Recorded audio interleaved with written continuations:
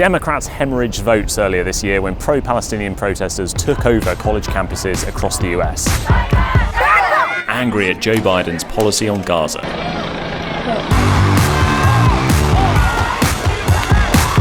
Any altering or moving of the barriers will result in an arrest. Dozens have been arrested. We have confirmation they're being held in this building. In her bid for the presidency, Kamala Harris has been trying to win some of those voters back. I think what's critically important as we look at this moment is, one, acknowledging the tragedy of what has happened in Gaza in terms of the extraordinary number of innocent Palestinians who have been killed. In addition, of course, to what I said about what happened on October 7 in terms of 1,200 innocent Israelis being slaughtered, women being horribly raped. She's spoken about the plight of Palestinians in Gaza, and she has been more outspoken in calling for a ceasefire. We need a hostage deal and we need a ceasefire. There must be an immediate ceasefire. I can't stress that strongly enough. But has she done enough to convince voters that she truly cares about what's happening in this war? If you don't want to vote for Jill, vote for Donald Trump. But do not give a vote to Kamala Harris and expect to be welcomed by my community. She might say she was working to get a ceasefire in Gaza, but at the same time, what evidence is there of that? Maybe the Democrats are speaking about it a little bit more, but they're really not doing anything. They're enabling this genocide.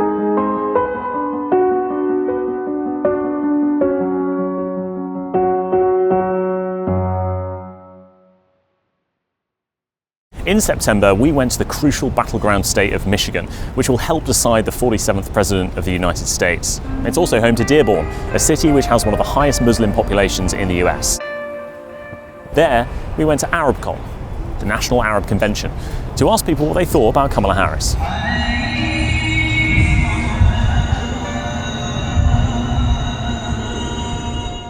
The Biden administration has been complicit in the genocide.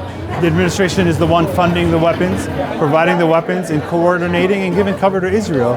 So it's more than just complicit, it's an active participant in the genocide. I think that's clear. I don't think many people would even deny that. I think the U.S. owns that proudly when they say things, we'll do whatever it can, or we'll protect Israel, the right to defend itself. We stand by Israel's right to defend its citizens from terrorist attacks. That rhetoric shows where they stand on that issue. We know where Donald Trump stands, and we know he's been horrible on Palestine. He's a very pro-Israel hawk, and the situation in Gaza probably won't improve much, or there isn't much of a difference between him and Kamala Harris. But I do know one thing. If Donald Trump was president while the genocide was going on, you'd have a lot more Democrats with a backbone willing to call Donald Trump a war criminal for allowing it to happen. Our votes have to be earned. They can't be taken for granted. We don't owe it to either party to vote for them. And three, don't discount third-party or independent candidates. I witnessed the absolute destruction of a society. I saw an entire city of people degraded. If you don't want to vote for Jill, vote for Donald Trump. But do not give a vote to Kamala Harris and expect to be welcomed by my community. She might say she was working to get a ceasefire in Gaza, but at the same time, what evidence is there of that? From the very beginning, they're the same people that said they didn't want a ceasefire because they supported what was going on there. Over 40,000 people have been killed. These weapons have been supplied by a Democratic Party. Do either of the candidates have a voice that you can ally yourself with? And none of the major candidates, absolutely not. They're both the same.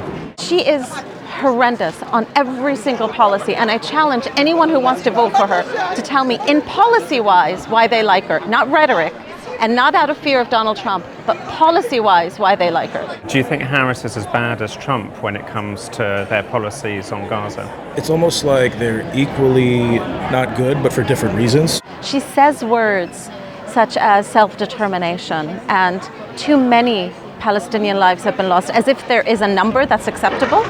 And I don't understand how my people's lives are lost, as if they can't be found, instead of them being deliberately targeted by the very weapons that she continues to fund and to send. She was asked directly, would you support an arms embargo? And she said no. If you're not going to do that, then how are you going to convince Palestinians to vote for you or Arab Americans? A lot of people have decided to move away from the Democratic Party. There's the big uncommitted. Well, the uncommitted haven't decided to move away from the Democratic Party. I compare the uncommitted to a battered woman who is still holding on to the possibility that maybe tomorrow her husband won't beat her. Even though he's been beating her for the past 4 years, she's holding out that maybe suddenly he'll stop beating her.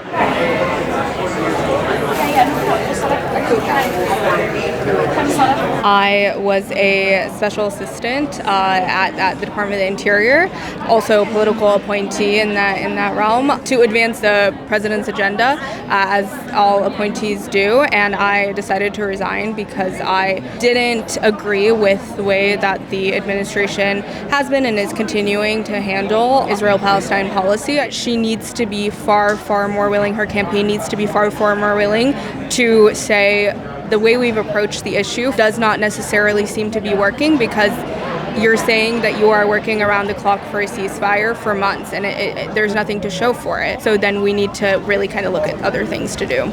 Certainly approaching the issue in a way that's leveraging the United States government's power in terms of arms transfers and weapons transfers, I think it has to be conditional.